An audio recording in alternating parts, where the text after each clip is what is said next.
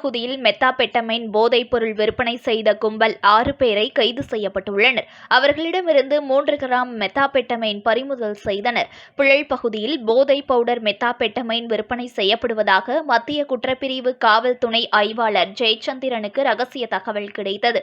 இது பற்றிய தகவல் புழல் சரக காவல் உதவி ஆணையாளர் சகாதேவனுக்கு தெரிவிக்கப்பட்டு அவரது உத்தரவின் பேரில் உடனே தனிப்படை போலீசார் பாடி மேம்பாலம் அருகில் குற்றவாளிகளை துரத்திச் சென்று பிடித்தனர்.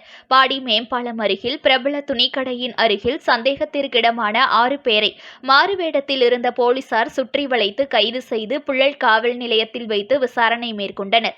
இச்சம்பவத்தில் உயர்நீதிமன்ற பாதுகாப்பு காவல் பெண் உதவி ஆய்வாளரின் கணவர், வண்ணாரப்பேட்டை போலீஸ் குடியிருப்பை சேர்ந்த குமரவேல், புழல் காவாங்கரை பகுதியைச் சேர்ந்த தீபேஷ், பார்த்திபன், ஓட்டேரியைச் சேர்ந்த அமீர் பாஷா, எஸ்.எஸ்.புரம் சுபாஷ், நுங்கம்பாக்கத்தைச் சேர்ந்த மைக்கேலா இவர்கள் ஆன்லைன் ஆப் மூலம் கல்லூரி மாணவர்களுக்கும் மற்றும் வாடிக்கையாளருக்கும் விற்பனை செய்வதற்காக நின்று கொண்டிருந்தது தெரியவந்துள்ளது.